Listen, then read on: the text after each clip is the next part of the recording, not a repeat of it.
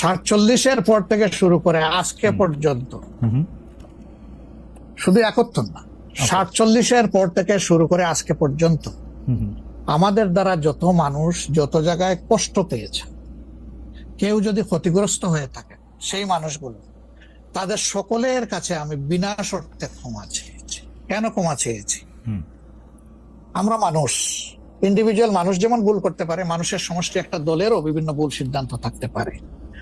কোনটা ভুল কোনটা সঠিক ইতিহাস এটা নির্ধারণ করবে। আজকে যেটাকে ভুল বলা হচ্ছে, কালকে এটাই হয়তো সবচেয়ে বড় সঠিক হিসাবে প্রমাণিত হবে। আর ইতিহাসের পালাবদলে রাজনীতিতে সবাই জিতে না, কেউ জিতে কেউ হারে। আমরা আদর্শবাদী একটা দল, আমরা বিশ্বাস করি আমরা মানুষ ভুলের ঊর্ধ্বে নই। আমাদের দ্বারা, আমাদের সহকর্মীদের দ্বারা মানুষ বিভিন্ন ক্ষেত্রে কষ্ট পেতে পারে, ক্ষতিগ্রস্ত হতে পারে। আমি সব কিছুর জন্য কোনো শর্ত না করেই মাপ চেয়েছি। ওকে, মানে 47 এবং থেকে মাপ চাওয়ার মধ্যে কোনো পরাজয় নাই, অবশ্যই নাই। 47 থেকে আজ পর্যন্ত যে কোনো কিছুর জন্য মানুষ আপনাদের কাছ থেকে যদি কোনো ধরনের আঘাত পেয়ে থাকে, তার জন্য আপনি দুঃখ প্রকাশ করেছেন বা ক্ষমা চেয়েছেন। এর ভিতরে সব ঢুকে গেছে, কোনো কিছু বাদ নাই। ওকে, এভরিথিং ইনক্লুডেড।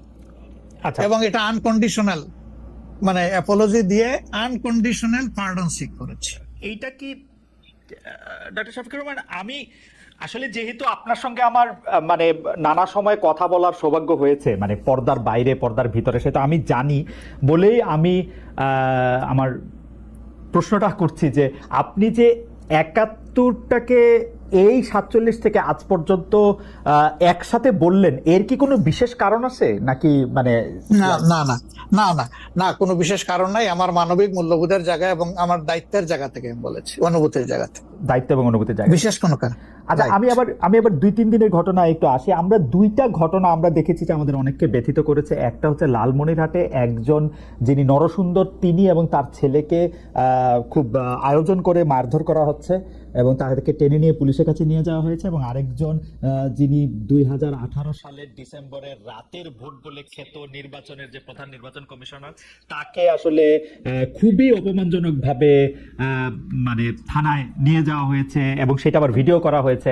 মানে আমি সাধারণভাবে যেটা বুঝি, আপনি আমাকে শাস্তি দিতে পারেন, আপনি আমাকে মৃত্যু দিতে পারেন, কিন্তু মানুষ হিসাবে আরেকটা মানুষকে অসম্মান করার অধিকার যে আমাদের নাই, এইটা কি মানে মানে নাকি এইটা আমাদের আছে কারণ তারা একটা খারাপ কাজ করেছিল, এরকম কি? মানে আমি জানি না, মানে অনেকে তার আরেকজন, জি আপনি বলেন। আরেকজন খারাপ কাজ করেছেন বলে আমিও করব? এটা কোনো যুক্তি? আমি আরেকজনের খারাপে কষ্ট পেলাম, ক্ষতিগ্রস্ত হলাম, এখন আমি সেম অথবা ওয়ার্স দেন দিস আরো খারাপ কিছু করলাম তার সাথে, সেটা কি কোনো মানবিক আচরণ বলে গণ্য হবে? নিশ্চয়ই না। তবে দেখেন, আমরা এটাকে কখনো সমর্থন করি না, কিন্তু পরিবেশ, প্রেক্ষাপট, স্থান, কাল, পাত্র, মানুষ কোনো জিনিসকে যখন আমি আজ এখানে দাঁড়িয়েছি ভিন্ন এক অনুভূতি ও আবেগ নিয়ে। বাংলাদেশের এই পলিসি লেভেলটায় আমার প্রথম বক্তব্য এটা। আমি এমন কেউ নয় যার কাছে সব প্রশ্নের উত্তর আছে বা সব সমস্যার সমাধান জানা আছে। তবু আমি বিশ্বাস করি নিজের ছোট্ট জায়গা থেকেও সমাজের জন্য, দেশের জন্য কিছু করার আন্তরিকতা আমাদের সবার মধ্যে থাকা উচিত। বাংলাদেশ নিয়ে ব্যারিস্টার জাইমা রহমান কেমন স্বপ্ন দেখেন, কি ভাবেন, একটু শুনতে চাইবো। May I kindly request you barrister Zaima Rahman to come to the stage and say something about this for your special remarks. আমাকে শোনা যাচ্ছে? বিসমিল্লাহির রহমানির রহিম। শ্রদ্ধেয় প্রধান অতিথি জনাব আমির খসরু মাহমুদ চৌধুরী, সম্মানিত অতিথিবৃন্দ, আসসালামু আলাইকুম। শুরুতে আমি আন্তরিক ধন্যবাদ জানাই আয়োজকদের, যারা আজকের এই সুন্দর আয়োজনটি করেছেন, যেখানে আমরা সবাই আমাদের ভিন্ন ভিন্ন মত, পথ ও অবস্থান প্রকাশ করার সুযোগ পাচ্ছি। আজ আমরা যারা এখানে উপস্থিত, আমরা সবাই একরকম নয়।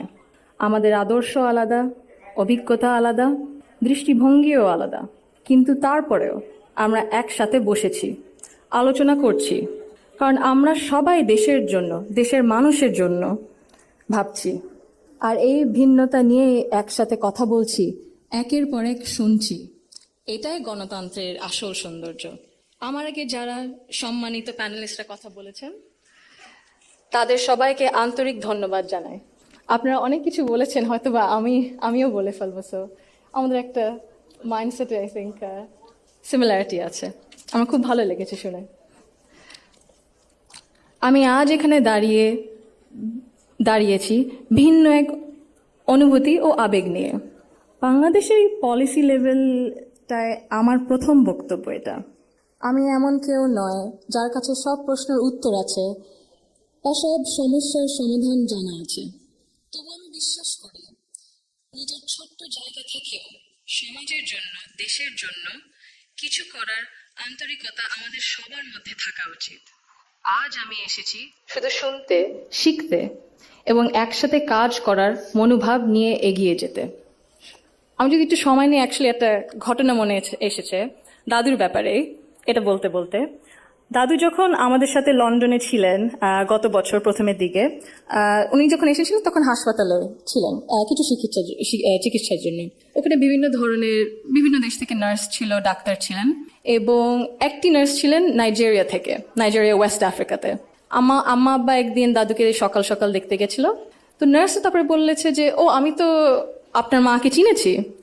আম্মু আব্বু বললো, কিভাবে? আপনার মাই প্রথম ইলেক্টেড প্রাইম মিনিস্টার বাংলাদেশের না? আম্মু আব্বু তো অবাক, হ্যাঁ আপনি কিভাবে জানেন?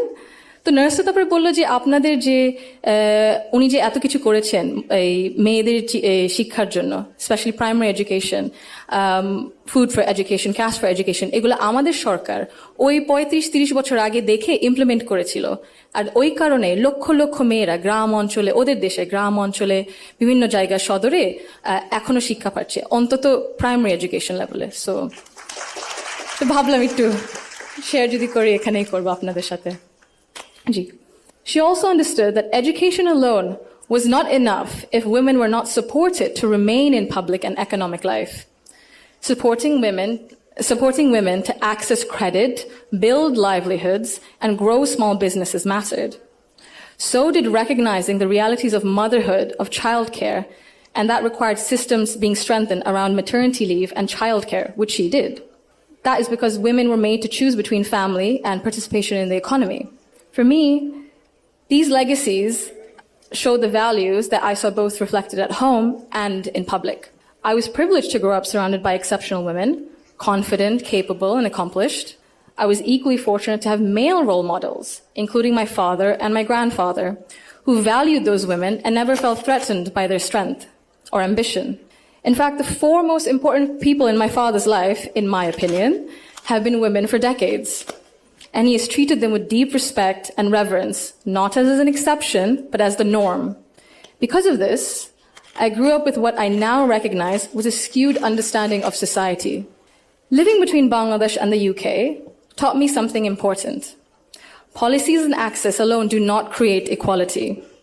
You can expand education, pass laws, set national targets, but if social norms and daily expectations and mindsets remain unequal, empowerment remains fragile. This is not about overt discrimination.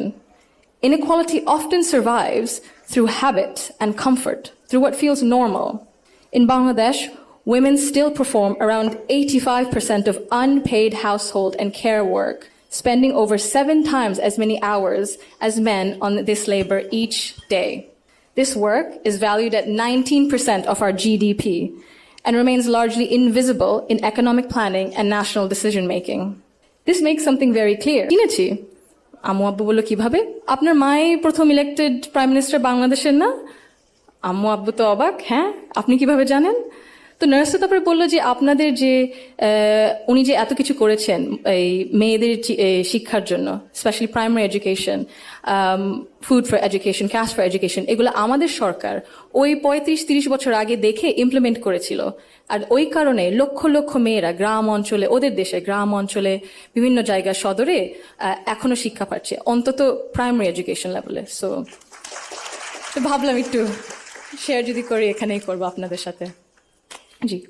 She also understood that education alone was not enough if women were not supported to remain in public and economic life.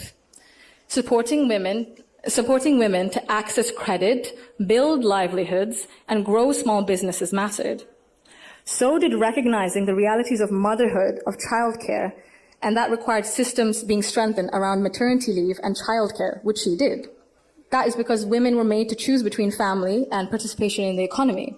For me, these legacies show the values that I saw both reflected at home and in public. I was privileged to grow up surrounded by exceptional women, confident, capable, and accomplished.